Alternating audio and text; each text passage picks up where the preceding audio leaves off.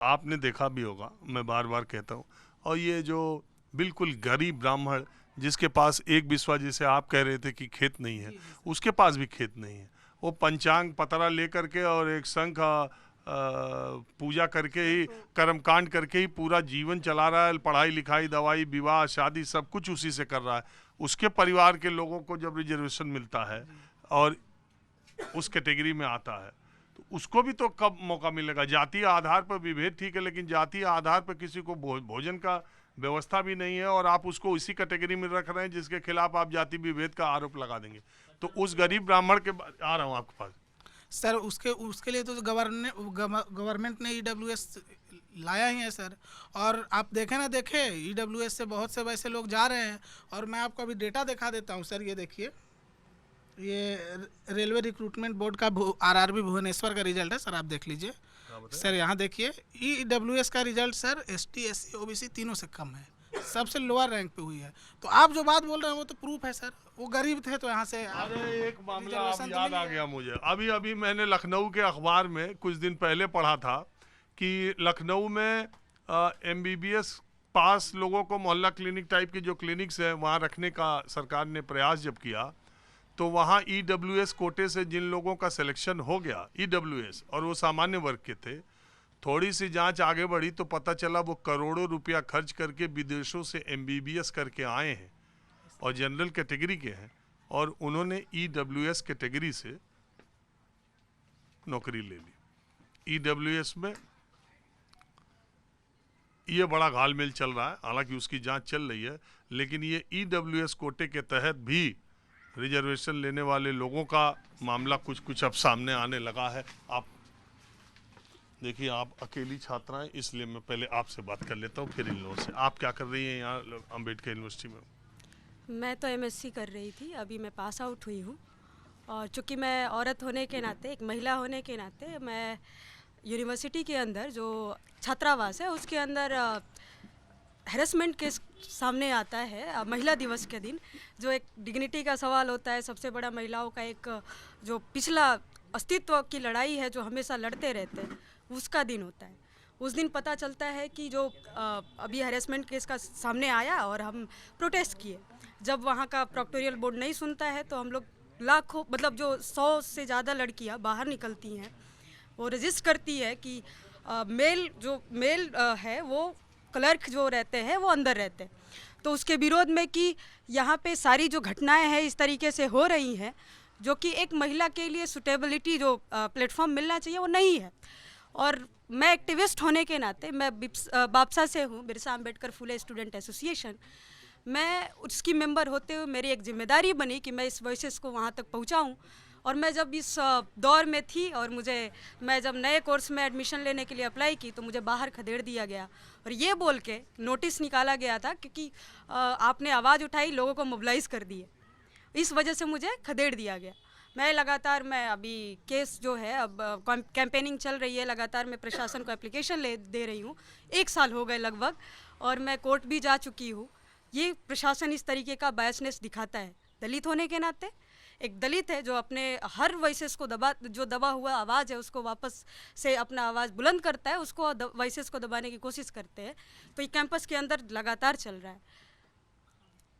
समाज में जितने तरह के विभेद हैं, अमीर गरीब के, विचारधारा के स्तर पर, मध्यम मार्गी, दक्षिणपंथी, वामपंथी, अमीर गरीब, धर्म के आधार पर हिंदू मुस्लिम सिख ईसाई, जाति के आधार पर, आपको क्या लगता है कि समाज की सबसे ज़्यादा खाई या सबसे ज़्यादा विभेद या सबसे ज़्यादा चीज़ें अभी 21वीं शताब्दी में भी कहाँ हैं?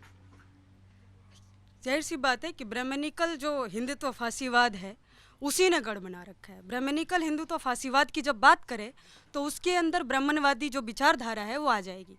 ब्राह्मणवादी विचारधारा से हम सीधा कॉन्टेस्ट रखते हैं वो विचारधारा जो कि हमेशा से अपने आप को सर्वोपरि समझता हो, समाज के अंदर कि अपने आप को रजिस्ट करता हो कि नहीं हम इससे है, और अपने आप को गर्वान्वित समझते हैं इंसान होने के नाते, बल्कि वो किसी एक रिलीजियस, एक कास्ट, एक मेल जो डोमिनेंस की बात करता है, हमेशा पेट्रियार्कल की जो बात करता है, तो उसकी जो बात करता है यही ब्राह्मणवादी हिंदुत्व फासीवाद है, जो लोगों को जीने में घुटन महसूस करा रही है दिन प्रतिदिन। नहीं, आप अपनी विचारधारा आपकी ऐसी है, जो ये चला आता है वो आप अपनी विचारधारा के हिसाब से बोल रही हैं, लेकिन मैं कोई उनका वकील नहीं हूँ, लेकिन आपको ये भी स्वीकार करना पड़ेगा कि विद्वत्ता की दृष्टि से उनका एक अलग स्थान रहा है। आप अभी भी देख लें, जितने एग्ज़ाम्स होते हैं, जितनी जगहों पर हम अंतर्राष्ट्रीय स्तर पर हमारा नाम होता है, मैं नहीं किसी का नाम नहीं ले रहा हूँ, लेकिन वो डोमिनेंस इतने सालों के, इतने प्रयासों के, इतने रिजर्वेशन, इतनी सब कुछ के बावजूद भी वो डोमिनेंस उनका अभी तक बना हुआ। तो आप ये कह सकते हैं कि हजारों सालों से वही पढ़ रहे हैं, तो विद्वान वही होंगे। हम कहाँ पढ़ेंगे जब हम वेद पढ़ने का या उस समय शिक्षा का हमको कोई एक्सेस ही नहीं था, आप ये कह सकते हैं। लेकिन इतनी विपरीत परिस्थितियों में भी ब्राह्मणों ने, नाम ही लेके कह दे रहा हूँ, उन्होंने अपना वर्चस्व अभी कायम रखा है। बहन जी भी जब बहन जी भी सरकार जब बनाती हैं या पूर्ण बहुमत में आती हैं, तो उन्हें दलित ब्राह्मण भाईचारा सम्मेलन करना पड़ता है। बेसिकली बात यह है कि रिसोर्सेज की लड़ाई है, सबको पता है। रिसोर्सेज की लड़ाई ने इस जाति का दम्भ जितना बढ़ा के रखा है, विदाउट रिसोर्सेज के लड़ाई कुछ नहीं है। उसने अलग अलग माइंडसेट बना दिया, जैसे आता गया। आप बोलते हैं डोमिनेंसी अभी भी बना के रखा है। डोमिनेंसी इसी वजह से बनी है क्योंकि सारा रिसोर्सेस उनके पास है। आप क्या करते हैं? सर मैं BBA LLB कर रहा हूँ, यहीं से 3rd ईयर है मेरा, और मैं बहुत ज़्यादा दूर नहीं जाना चाहूँगा। मैं यूनिवर्सिटी की बात करता हूँ। एक बीटेक डिपार्टमेंट में एक प्रोफेसर वो बोलता है देयर आर मैनी कुमार्स जो बस यहाँ पे सीट भरने आते हैं। ऐसा इस स्टेटमेंट हमेशा दिया जाता है। बहुत से सामने भी नहीं आते नहीं हैं, पर जो आता है वो ऐसे आते हैं। और जो रिजर्वेशन को भीख समझते हैं, वो कोई भीख नहीं है, वो कोई चैरिटी नहीं है। ये एक सोशल जस्टिस है जो कि सदियों से चलते आ रहा है, हमें ऐसा समझना चाहिए। JNU की VC के बयान को आप क्या मानते हैं? वो बहुत ही बड़ा चोट है बहुजन आंदोलन पर, और जो दलित का संघर्ष रहा है कि वो विक्टिम कार्ड कह के हम लोग को ऐसे कह रहे हैं, वो बहुत ही निंदनीय है। मैं इतना कहना चाहूँगा। अब इस तरफ के लोगों से बातचीत, मैं आया ये जानने के लिए कि देश की सबसे नामचीन A+++ कैटेगरी की वाइस चांसलर शांति श्री जी, जो खुद बाद में सफाई देती हैं कि मैं बहुजन हूँ, वो कहती है कि दलित तो विक्टिम कार्ड खेलता है, जैसे अंग्रेजों के सामने काले खेलते थे। नमस्कार सर, मेरा नाम मिथिलेश कुमार पटेल है। मैं PhD एजुकेशंस कर रहा हूँ centre for the study of social inclusion से। मेरा तो काम ही मार्जिनलाइज पे ही चल रहा है हम लोगों का। जैसे आपने पहली तो बात, कुलपति महोदया को ऐसा बयान नहीं देना चाहिए, क्योंकि ये जो नया, भले ही वो हमारे ही समाज का ही क्यों ना निकला हो, लेकिन जब वो उस पद पे जाता है तो वो एक विशेष जाति वर्ग का, उसी का प्रतिनिधित्व करने लगता है। जैसे एक कहावत है, रंगा हुआ सियार, एक कहावत है ऐसा कि सारे सियारों में से उसको निकाल के रंग दिया गया, वो वही उसी की भाषा बोलता है, पहली बात। दूसरी बात सर, आपने क्या बोला अभी, जैसे आपने भी बोला कि भाई रिजर्वेशन तो मिल रहा है, रिजर्वेशन मिलने के बाद भी हम लोग आगे क्यों नहीं बढ़ पा रहे हैं, SC ST OBC के लोग। देखिए सर, सबसे पहली बात, रिजर्वेशन जो है वो एडमिशन में है, प्रवेश प्रक्रिया में है। नोट कीजिएगा, प्रवेश प्रक्रिया में है, पढ़ाई प्रक्रिया में नहीं है। मान लीजिए BLLB के बच्चे का एडमिशन किसी भी इसी यूनिवर्सिटी में हुआ, तो आ तो गया, अब वो 4 साल 5 साल कैसे पढ़ेगा, इस पे कोई बात नहीं हुई। क्या इसमें रिजर्वेशन है? नहीं है। फिर क्या उसके एग्ज़ाम में तो रिजर्वेशन नहीं है? जैसे स्पेशल लोग, कुछ विशेष उच्च वर्गीय लोग बोलते हैं कि हम -40 वाले नंबर से या 10 वाले नंबर से इलाज नहीं कराएंगे, ढेचू कुछ ऐसा बोलते हैं। लेकिन उनको ये नहीं पता रिजर्वेशन सिर्फ दाखिले प्रक्रिया में, डॉक्टरी की पढ़ाई में नहीं है या उसके एग्ज़ाम में नहीं है। पहली बात, हमारे समाज के लोग क्यों पिछड़ जाते हैं, हमारा PDA समाज, पिछड़ा दलित आदिवासी समाज, ये महिला वर्ग क्यों पिछड़ जाता है?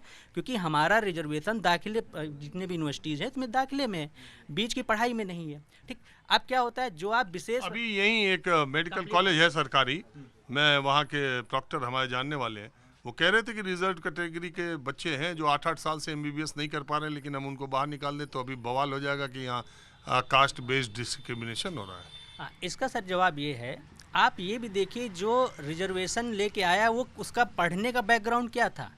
प्राइमरी में पढ़ा, छोटे मोटे स्कूल में पढ़ा, उनकी लैब या लेबोरेटरी, उनकी लैब या साइंस की बुक्स कैसे थी। और जो रिजर्वेशन नहीं पाता अपने को तथाकथित समाज में उच्च वर्गीय बोलता है कि हमारा इंटेलेक्चुअल हैं, जबकि उनकी एकलव मॉडल के आप देखिए -13 खुद जा रही, तो उस केस में इंटेलेक्चुअल नहीं बोलेंगे।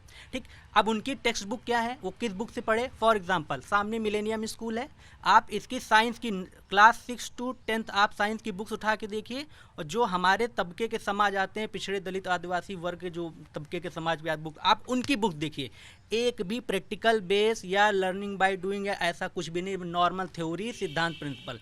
तो जातिवाद का मतलब सिर्फ अपर कास्ट लोअर कास्ट के बीच का डिस्क्रिमिनेशन ही नहीं है। जातिवाद का मतलब ये कि भी हम टेक्स्ट बुक में पर चेंज कर दें, हम भाषा से दूसरे को चेंज कर दें, हम किसी पे बस नॉर्मल हम हंस दें, भाई हाँ ये तो छोटी जात का है या बड़ी जात का है। तो डिस्क्रिमिनेशन हर स्तर पर होता है। फॉर एग्जांपल आपने सर जैसे भी बोला EWS का रिजर्वेशन,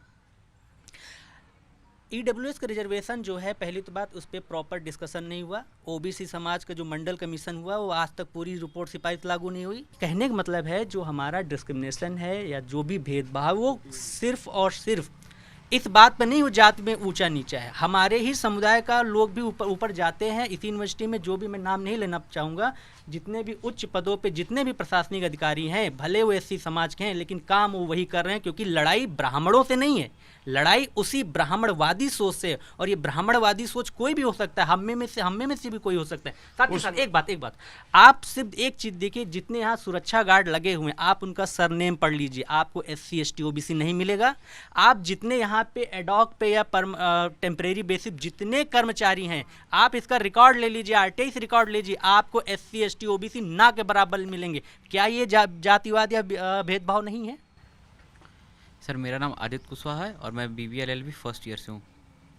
इसी पर क्या कहना चाहेंगे? JNU की वाइस चांसलर को सुना, कहती हैं कि दलित विक्टिम कार्ड खेलता है। सर वो तो बहुत नंदनीय बात है ना सर, ऐसे उनको कहना ही नहीं चाहिए। सबसे पहली बात तो वो एक ऐसे पोस्ट पे हैं जहाँ उनको रह के सबके बारे में सोचना चाहिए, किसी एक जाति या एक समूह के बारे में तो ऐसा बोलना नहीं चाहिए उनको, सबसे पहली बात तो। और वो सर ऐसा बोलें कि हाँ ये हो सकता है कुछ गलत हो उसमें, उसको सुधार कर सकते हैं, लेकिन ऐसे तो नहीं बोल सकती है ना कि वो उसका मिसयूज कर रहे हैं या वो कर रहे हैं, वो तो गलत है पूरी की पूरी। अच्छा, UGC के रेगुलेशंस में आप सर बोलते चलिए, आप 4 लोग और बचे। बिल्कुल बिल्कुल, आप अपना नाम बताएं, कोर्स बताएं, और जो यही चर्चा चल रही है आपका। हाँ सर जैसे एक नाम बता दो, ठीक है, नाम तो नहीं बोलूँगा, लेकिन यूनिवर्सिटी में घटना है। यहाँ पे एक बच्चे हैं फर्स्ट ईयर के, वो एक बच्चा है वो अपर कास्ट से, एक बच्चा लोअर कास्ट से। वो बच्चा उससे पूछा कि हम तुम्हारे रूम में, तुम्हारे हॉस्टल में आए, तो वो कह रहा है तुम लोअर कास्ट हो तो हम तुमको हमारे साथ रहने नहीं देंगे। तो इसलिए ना लाया जा रहा है। वैसे वो लड़का सीधे उसके मुंह पे बोल रहा है कि हम तुमको रहने नहीं देंगे अपने साथ।